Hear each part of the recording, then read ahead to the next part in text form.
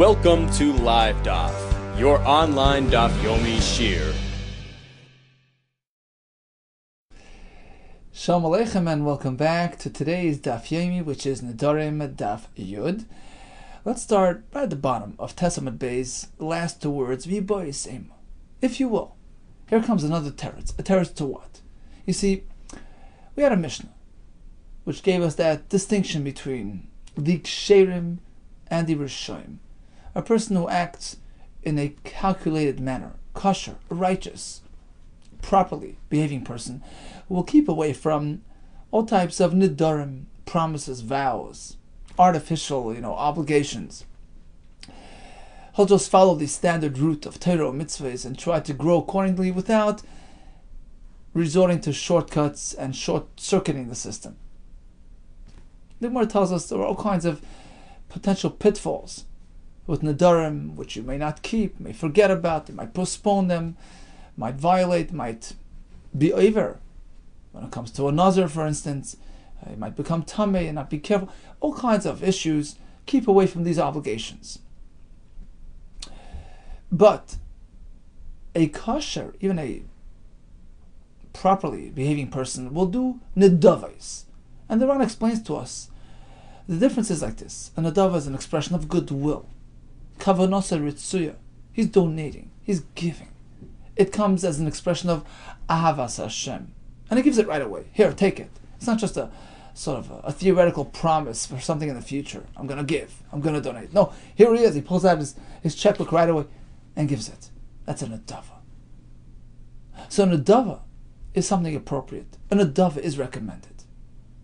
A neder, not. A personal obligation, not. But an actual donation on the spot, that's okay. Whose shita is this? You see, we had Rabbi Meir, Rabbi Yehuda, and we found it difficult to discern this difference between neder and nedava in either shita. So we had one teretz yesterday. Rabbi Meir makes that differentiation, and today we're going to say it's Rabbi Yehuda. Rabbi Yehuda, it can be going even according to Rabbi Yehuda. Rabbi Yehuda told us yesterday that it's okay to promise and donate. But the Gemara today will tell us,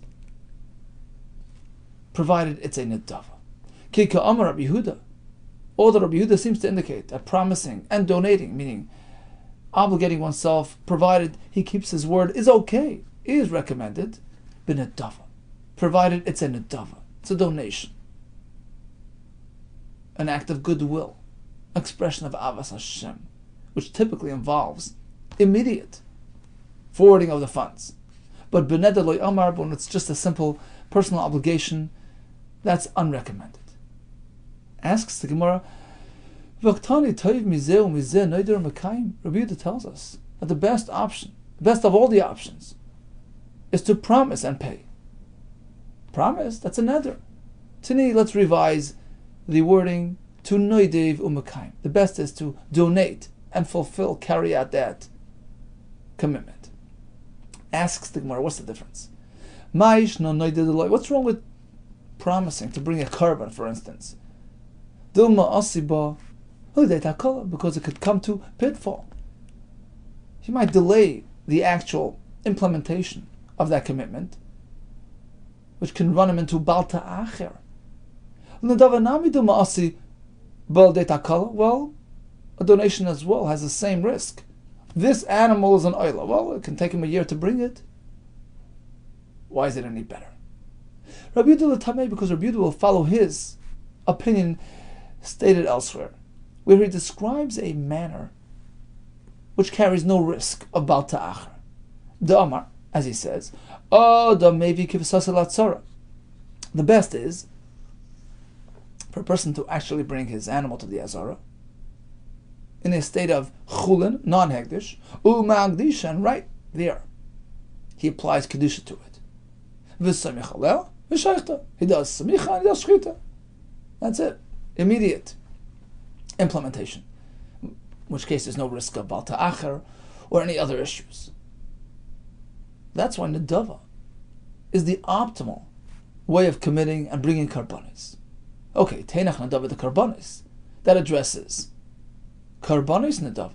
you found a method which is foolproof, which avoids any risk of Isser. But Nedava de Nazirus Ma'ikal L'Meimer, remember we discussed two types of Nedavis which are offered by Kisherim, Karbanis, and Nedava of Nazirus. Now, when it comes to Karbanis, there are two ways of committing: personal and item-based. Item-based, which is Nedava, that's okay, but when it comes to Nazirus, there's only one Nazirus process. How do you have Neder and Nedava by Nazirus?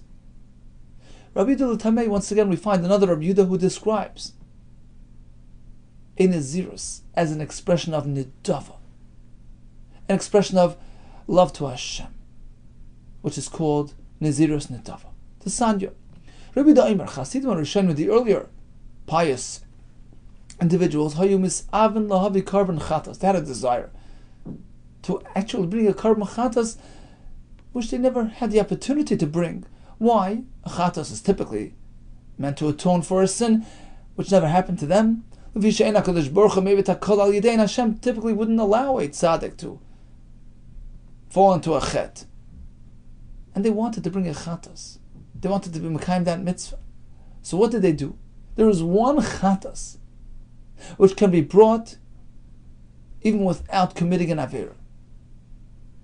The Chatas of Nazirus. So what would they do to trigger a Chiyuv Chatas upon themselves? They would proceed and commit to becoming a Nazir to Hashem. Kadei sheyischayvu karma Chatas lamakim, which would trigger a Chiyuv Chatas. Here you go. This Nazirus is certainly called Nazirus Nedava. It's not something which is which was thrust upon them. It's not something which they resorted to out of fear of Yisurim, of Einshim for Averas. No. It was a total act of goodwill. And that's recommended. And that's what the Mishnah means, that the Kisherim will do Nedava of Karban, or as we just learned, Nedava of Nazirus. Rabbi Shimon disagrees. He says, Nazirus, it's too risky. There are too many potential pitfalls. They didn't do that. Rabbi Shimon Omer lo nadru ben Nazir. Even the Chasidim or Rishonim never resorted to becoming a Nazir. Ella, if a fellow decides to bring a oila, misnadiv maybe. He donates and brings the oila. He decides to bring a shlamim, misnadiv maybe. He decides to bring a toida, together with its 4 types of breads, v'arba min elachma, gesundheit, misnadiv maybe. But that's it. Stop right there. Aval ben Nazirus leisnadvu, never would a righteous person just decide to become a Nazir for no good reason. Kadei shalei yikaru chaytin. You know why? A Nazir is labeled as a chayte, as a sinner. And of course, they would never avail themselves to that label, to that title. Shenemar v'chiper olav masher chat al nefesh. The pasuk says a Nazir who eventually became tamei and etc. He has to bring a kapara on account of the sin that he committed. So you see, becoming a Nazir is not recommended. We're going to see in a minute, because he's painting himself, he's refraining from experiences which Hashem provided for him, no wine, etc. It's not the proper way. Amr Abaye says, Abaye, in fact, I have a string of 3 shitas on this track. Nazirus is not recommended. Typically, unless a person is, in a desperate situation, he sees he's going to fall through, he needs something extra to lock him up, to secure him spiritually. So he resorts to Nazirus. But typically, a person doesn't resort to this method. It's an extreme method. Omar Abaye, in fact, we have Shimon HaTzadik, discussed yesterday, who didn't like the typical Nazir situation. Rabbi Shimon, we just mentioned now. And the third shita, Rav Lazar Kapar, all 3 sing the same tune. Kulon Shita Achasein, they're pretty much on the same track. That what? The Nazir Chayte Havi. Nazir is labeled a Chayte. And the one is meant to keep away from Nazirus. Shimon HaTzadik, Rabbi Shimon, those 2, Hadamar, we already mentioned them. Rabbi Lazar Kappa B'Rebbe, Rabbi Lazar Kappa, the great Gadol. Where was he mentioned? The Sanya, Lazar Kappa B'Rebbe Omer. So Rabbi Lazar Kappa Rebbe said like this: V'chiper olav masher chat al nefesh. So once again, the Nazir is considered a fellow who is in need of kapara because of the chet that he did al ha-nefesh. What sin did this fellow commit? Because he refrained, he pained himself by refraining from wine. It's not the way of Hashem. And we can deduce by way of Kal V'chomer. Look at this fellow. It was a limited restriction, just wine. Nikra choite, Hashem calls him a choite. Hametzair atzmai mikol davar. Certainly, if a person keeps away from all worldly experiences, alachas kama v'kama, certainly it's not recommended. It's frowned upon. Mikan, we learn from here, kol yeshev betanis, nikra choite, a person who accepts upon himself to fast, he's called a choite as well. So, bottom line, according to these shittos, in contrast to Rabbi Yehuda, who seemed to hold that at least a chassid can involve himself in these things, but according to the other shittos, Nazirus is just a last resort measure, not something which you typically get involved in. Asks the Gemara, so where's your source? V'chiper olav masher chatal nefesh. So Nazir became tamei. He brings karbanos to atone for his experience. V'adein kroba, this pasuk that you have quoted, v'nazir tamei ksiv, relates to a Nazir tamei, because he allowed himself to become tamei, etc. But a regular Nazir who never became tamei, who accepted Nazirus and saw it through till the end, what's wrong with him? How do you know that he's also a chayte? Answers the Gemara, yes, he is. Mishum deshana b'chetu. A regular Nazir is a chayte because of the tsar that he inflicted upon himself. The pasuk here, you're right, is a reference to a Nazir chayte. But here, he actually has a double wrong that he's addressing. In fact, the Ran says, we have a drasha, a yitur, an extra lashon in the pasuk, v'chiper olav, masher chata, right? That could be referring to the fact that he allowed himself to become tamei. That's one issue. But it was on top of a previous issue. Hashachat ala nefesh. He was mitzar the nefesh, referring to the tsar that he accepted upon himself, which really applies to any Nazir. That's how we know it from. Okay, so we had the distinction between neder and nedava pertaining to karbanis, pertaining to nazirus. And at least according to some shittos, a kasher would involve in nedava of karbanis and nedava of nazirus. Continues the Mishnah.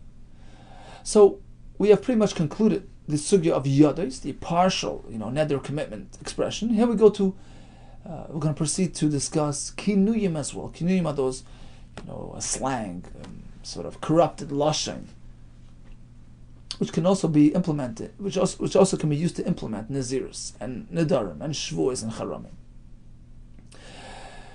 So here come several examples of kinuyim. So he says, look, kainam. Instead of saying I'm going to have this bread considered like a korban to me, which would obligate my refraining from it. Instead of korban, he says kainam, sort of a slangy way of saying it. Kainam or kainach or kainas, hari elu kinuyin le korban. We treat them as sort of a corrupted word, korban word, and it triggers a neder. It's tantamount to korban. When it comes to cheirem, which is another form of isser expression, so if he says cheirek or cheireich or cheiref, here as well, hare'elu, kinuin lecheirem, we treat him as though he said the word cheirem and the item is asr. Likewise, when it comes to nazir, instead he says nazik or naziach or paziach, hare'elu kinuin lenazirus, and same when it comes to shvua. Instead he says shvusa or shkuka. Noider b'mohi, and the Ran and the Gemara will explain for us. This fellow said, I'm committing myself in a shvua of Moshe Rabbeinu. So Mohi is like short form from Moshe, somehow. And we know that Moshe Rabbeinu committed by way of an oath, of a shvua to his father-in-law Yisro, Vayel Moshe Lashem, I'm not going to leave your area without your permission. So this fellow is sort of applying that shvua to himself. He's making reference to shvuas Moshe. Hare'elu kinuyin l'shvuya These constitute a kinui and shrigur a shvur.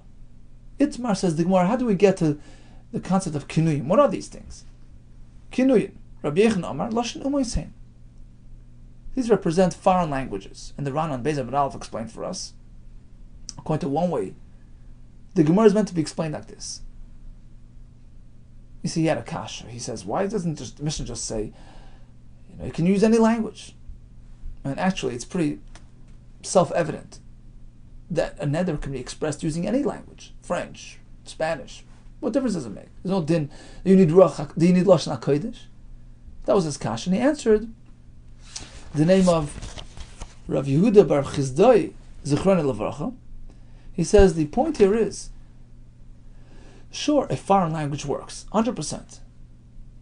What's unique about these words in the Mishnah, kainam, kainach, is that they are really meant to be Lashon Kodesh.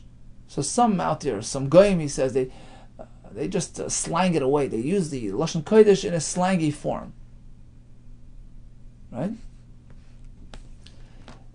So that's the Chiddush. He took a word, he sort of corrupted it. It still works, even though it's not the actual word. It's just sort of a slangy way of saying it. So that's Shittas Rabbi Yehuda. Rabbi Yehuda Amar Lashon Umaysein, language of the nations, the way they speak. So the Mishnah is sort of like a listing of the prevalent words known in those days. Of course, it all depends on the day and age that you live in. Reb Shimon Lakish Amar, no. These words were coined specifically for the purpose of Nedarim. Lashon shebadu. Badu means expressed, coined, originated, created. Shebadu lem chachamim liyos noidei bay. Chachamim specifically coined these terms for the sake of neder use. Badu means to express, to invent. V'cheinu omer, as we find in the pasuk, b'chodesh shebadu maliba, the chodesh which he invented, which he expressed, which he coined. Okay, what's the point of this? Why would they invent new words? The time of my tikinu rabbanu kinuyin. Why in the world would they do this? The answer is to avoid expressing Hashem's name in vain. How's that? The loilema carbon. We don't want this fellow to say carbon. What's wrong? Loilema carbon. Say carbon. If you want to make something usher like a carbon, say carbon. Dilma Amar carbon Hashem. Because if one says carbon, it can very easily lead to saying carbon Hashem because it just goes together. As the pasuk always says, carbon Hashem. And the Tosfos adds the same with the other expressions of cherem. We find cherem Hashem. We find nazar, lazar Hashem. We find shvua, shvuas Hashem. So this concern applies to all four expressions: neder, cherem, shvua, nazar. Says the Gemara, "V'lema carbon Hashem." But what's wrong with saying carbon Hashem? He's using it in a constructive, useful manner. It's not just in vain. Dilma Amar Hashem v'leimar carbon. Because next time you might start with Hashem, stop right there, get a phone call in the middle, and forget where he's holding, and not say carbon. Which leads him to express Hashem's name in vain. So avoid carbon altogether, which can lead to Hashem, without carbon. Just say kainam, kainach, kainam, cherek, cheref, and you're okay. You're safe. As we find that it's so important to take extra precaution to avoid Shem Shemayim Vatala. V'tanya Shimon Omer Mernayin. Shlo Yomer Adam Lashem Oila, Lashem Mincha, Lashem Toida, Lashem Shalom. How do we know that a person is meant to avoid starting with the word Lashem, even though he's being Makadish? An Oila Mincha Toida Shalom Tamalayma. Look at the pasuk, Karban Lashem. Right. So when you Magdish something, you say Karban Lashem, but not Lashem Karban, because who knows, something might happen. You might get distracted. In which case, he'll stop and not conclude his sentence. So better say carbon and then Lashem till you're safe. The Kabbalah Chaimer, says the Gemara. And by way of a Kabbalah Chaimer, we see how careful one must be. And that led the Chachamim to take extra precaution. At least when it comes to Nedarim and these things where you don't have to really say the word carbon. Just avoid it altogether. Look at this fellow who's taking a carbon, a real carbon, and magdish it Hashem. He's really trying to invoke Hashem's name and apply to the carbon, make it hegdish. Still the Torah says, be careful. take extra precaution, Karban Lashem. Do it in that order. Of course, Levatala, to take precaution to avoid saying Hashem's name Levatala. Without any constructive purpose, of course you have to take extra precaution. Allah has come v'kama, of course, and therefore Chachamim invented these terms, koinam, koinach, koinas, to keep you far away from this whole issue. So according to Rabbi Yechanan, these Lashonis reflect Lashon Umais, languages which were prevalent and used in those days, whereas according to Rish Lakish, they were invented by the Chachamim specifically for this purpose. Leimo Getanoi, perhaps. This is Tolui and a Machlekes Tanaim between Beis Shammai and Beis Hillel. What exactly is the origin of Kinuyin? Beis Shammai Oimrim Kinuyin Asur. So in the Mishnah we have the first level Kinuyin. Then on top of that there are Kinuyin. So you take this sort of corrupted word and you slang it even further. So second level Kinuy. Is that also a neder? Yes, Asurin. Beis Hillel Oimrim, no, that's too far. Kinuyin Mutar. The original Kinuy, okay, that works. But a double Kinuy, that's not a neder. What's the machlekes based on? My love, perhaps we'll say, Man Damar Kinuy Nasurin, according to Beis Shammai, that even a double Kinuy constitutes a Loshen neder kasavar. Kinuyin Loshen Umaysein. According to Beis Shammai, Kinuyin are, languages, reflect, prevalent modes of expression. And just as the Kinuyin happened to be modes of expression, the stage 2 Kinuy was also considered something commonly used and has a din of a word, and therefore triggers another. Ulamandam Mitarim, as opposed to Beis Hillel, who did not consider Kinuyin on the same level, because Savar Lashon Shabadu Len Chachamim. They hold Kinuyin were invented by the Chachamim for the nether purpose.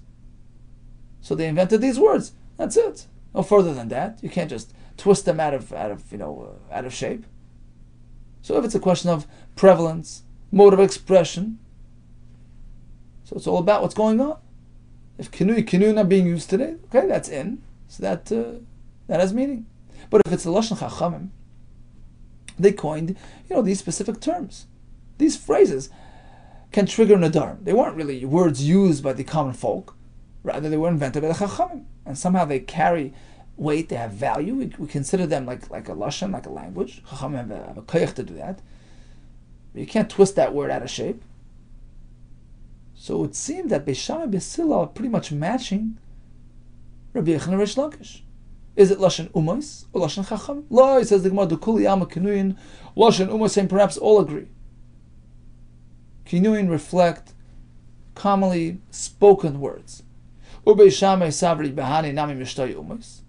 Now apparently these Kinuyin were used by some people. And Beis Shammai hold, well, that's enough. The Umos spoke these words, they have meaning, they have value, and they trigger Nedarim. Even though they're secondary slang words. Same thing as the original slang. Ubeis Savri, no. It's not so prevalent, it's not so pervasive, it doesn't have the same value. Bahani lo mishtoy umos, not enough people speak in this manner, it doesn't carry any weight, doesn't trigger any neder. We by same another way to learn. Perhaps all agree that Kinuyin are rooted in Lashon Umos. Beis Shammai Savri Gazrinan Kinuyin Mishum Kinuyin. Beis Shammai say you're right. These Kinuyin are just used by a few people. It doesn't really constitute a language or a mode of expression, but there's a gzera. If you allow those, you're going to allow the original Kinuyin. Therefore, everything is us. Beis Savri, no, people will note the difference. Loi Gazrinan, there's no need to make a gzera Kinuyin on account of Mishum, the original Kinuyin. Okay, so you got me curious. What are these Kinuyin? The Nedarim, by Neder, how do you have Kinuyin? Give me some examples. So the original is the Karban, the Kinuy is Kainam, or Kainach, or Kainas, and the Kinuyin are even twisted further. Tana of Yosef, so instead of Kainam, Maknamno, instead of Kainach, Maknachno, instead of Kainas, Maknasno. So we have three Kinuyim pertaining to Nedarim. These are sort of corrupted, Karban words. What about Cherem? How do you have a twisted Cherem? Tanim Afsho, that was his name. He gave us three examples. Instead of Cherek, it's Cherakim. Instead of Cherech, it's Cherachim. Instead of Cherev, it's Cherefim. What about by Nazar? Kinuyin the Nazirus. Tan Rav Yosef, Machsakno, Manzachno, Mafichno. Iboilu comes a question. Mivzach chazna mai, what is that? Mis chazna mai, do you treat that as kinui as well or not? Mis azna mai. Omer Ravina Rav Ashi. I have another question. Kinma mai. What if he said, this loaf of bread is kinma? Two ways to learn it. Kainam kamar. Is it a version of the word kainam? It's a kinui. Oidilma kinma besam kamar. Or perhaps kinma is incense. It's the part of the besamim. In which case, it has no halachic value in terms of nedarim. Another question. Kina mai. What about the word kina? Kina shatan negolan kamar. Is he simply referring to a chicken coop? Dilma lashon de kainam, or is it lashon of kainam which has neder value? Tibai, we leave it as a question. Okay, so we discussed a double kinui of carbon, of cherem, of cheref, of nazirus. What about kinui de shvua? Hey Chidami, give me some examples of that. Shvuel, shvusiel, shkukoel. Asks the Gemara, Shvuel? That has nothing to do with Shvua. That's the name of a person. Shvuel ben Gershom mashma. Shvuel, the son of Gershom. Elo shvuel. We switch it to Shvuel, shvusiel, shkukoel. Koel mau. Sorry, Elo shvuel. Okay, that's the kinui. Asks the Gemara, what about shvusiel? What about shkukoel? Is that also included? Mau. So we're not sure about these. And some actually take out the word mahu, which would seem that these are considered like kinui. Okay, I'm not sure how to learn this line of the Gemara. Continues the Gemara, Amar Shmuel. Amar Ashivsa. Sorry, it's very good. El Shvuel, we switch it to Shvuel. Instead of Shvuel. And then we have Shvusiel, Shkukoel, right? These are the three kinui that we just mentioned a minute ago. Great, okay. Amar Shmuel, but Amar Ashivsa, this fellow says Ashivsa instead of Shvua, that doesn't really resemble the Lashon Shvua, Lo Yamar Klum, it's meaningless. Same thing with Ashkiko. Lo Yamar Klum, it means nothing. Karinsha, again, Lo Yamar Klum. What are the final expression in the Mishnah? Nada b'mui hara'elu kinuin. Explains the Gemara exactly how this works. Tanya. Rabban Shimon Gamliel Omer. Just saying b'mui doesn't mean anything. Ha'emer b'mohi lo yamar klum doesn't mean anything. Rather, you have to add b'mumsa. You see, mumsa in Aramaic means shvua. In fact, in the Targum, you'll see in the Torah, when we have shvua, the Targum says mumsa. So he has to say like this.